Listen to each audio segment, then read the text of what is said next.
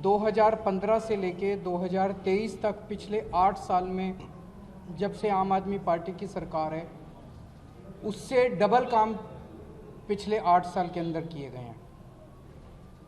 पिछले 8 साल में हमने 28 फ्लाईओवर बनाए। अगले 2-3 साल के अंदर हम 29 फ्लाईओवर और बनाने जा रहे हैं। पिछले 8 साल के अंदर जितने बड़े स्तर के ऊपर दिल्ली में कच्ची कॉलोनियों में पानी की पाइपलाइन डाली गई, 5000 किलोमीटर से ज़्यादा बड़ी पानी की पाइपलाइन डाली गई, जो कि मैं समझता हूँ गिनीज बुक ऑफ रिकॉर्ड में आना चाहिए। किसी शहर के अंदर इतने बड़े स्तर के ऊपर पानी की पाइपलाइन डाली गई। जितने बड़े स्तर के ऊपर कच्ची कॉलोनियों में पानी और सीवर की पाइपलाइन डाली गई, पहले दिल्ली में सीवर को ट्रीट करने की जितनी क्षमता थी, उससे डबल क्षमता पिछले 8 साल के अंदर हमने क्रिएट की है। चाहे बिजली हो, चाहे पानी हो, चाहे सीवर हो, चाहे सड़कें हों, पिछले 8 साल में उससे ज़्यादा काम किया गया जो 65 साल में किया गया। इस साल का जो बजट पेश किया गया है वो एक तरह से इंफ्रास्ट्रक्चर को बहुत ज़बरदस्त पुश देने के लिए किया गया है। दिल्ली में हमने शिक्षा और स्वास्थ्य के क्षेत्र में जो काम किया वो तो सबको पता है, लेकिन इंफ्रास्ट्रक्चर दिल्ली को नेक्स्ट लेवल पे ले जाने के लिए, दिल्ली को दुनिया के चुनिंदा शहरों में गिनती करवाने के लिए जो काम किए गए और अगले 2 साल के अंदर दिल्ली को जहां हम ले जाना चाह रहे हैं और ले जाएंगे, वो अपने आप में ऐतिहासिक है।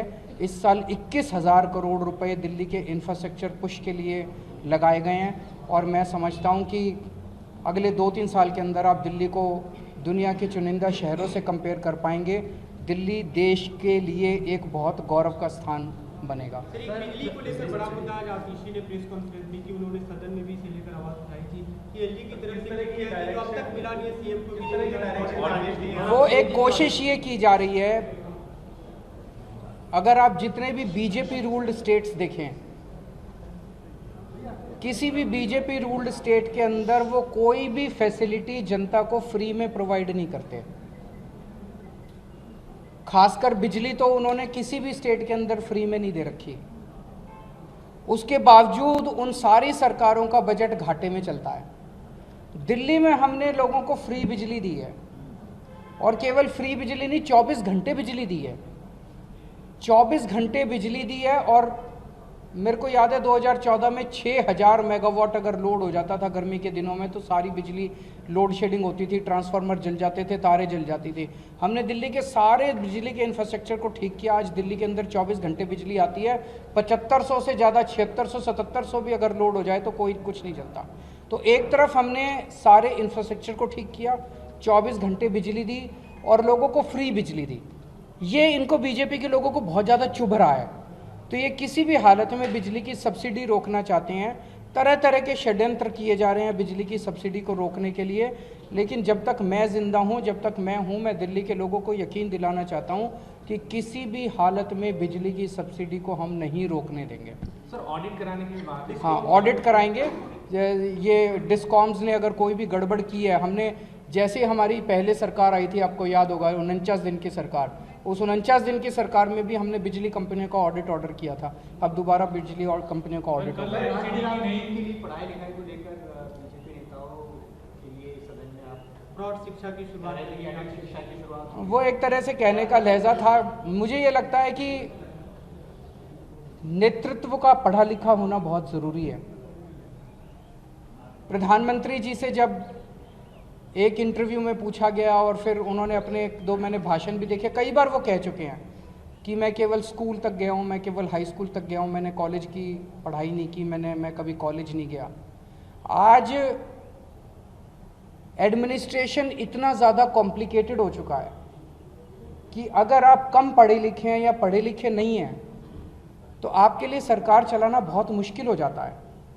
बहुत ऐसे अफसर आके ऐसे आपको घुमाते हैं कि आपको पता भी नहीं चलता कहाँ कौन फाइलों में कहाँ साइन करा के ले गया, आपको पता ही नहीं चलता। जैसे नोटबंदी का निर्णय हुआ, सारे देश ने उसका खामियाजा भुगता। कितने बड़े स्तर के ऊपर रोजगार चले गए, दुकानें बंद हो गई, लोगों के घर खराब हो गए, कितने लोगों की मौत हो गई। वो नोटबंदी का निर्णय जो है, अगर कोई पढ़े लिखे प्रधानमंत्री होते कभी नोटबंदी का निर्णय नहीं लेते। पता नहीं किसने जाके उनके कान भरे, उनको समझ नहीं थी, उनको समझ नहीं आया और उन्होंने नोटबंदी का निर्णय ले लिया। उन्होंने 3 किसानों के कानून बनाए। वो शुरू से ही सब कह रहे थे इतने खराब कानून है, किसानों का बेड़ा गर्क हो जाएगा, देश के किसानों का बेड़ा गर्क। उनको समझ नहीं आया, पता नहीं कौन जाके उनके कान भर देता, उनको समझ नहीं आता क्योंकि कम पढ़े लिखे हैं और देश को उसका खामियाजा भुगतना पड़ा। 700 से ज़्यादा किसानों की मौत हो गई। कई बार उनके ऐसे स्टेटमेंट्स आते हैं जैसे वो कहते हैं कि गंदी नाली से जो बदबू आती है उस गैस से जो है वो चाय बन जाती है, उस गैस से खाना बनता है, उसको पतीली को उल्टा कर दो, उसमें छेद कर दो तो उसमें पाइप डाल दो, उसमें खाना। ऐसे खाना गंदी नाली की गैस से अगर बनना चालू हो जाए तो फिर गैस के सिलेंडर खरीदने की क्या ज़रूरत है?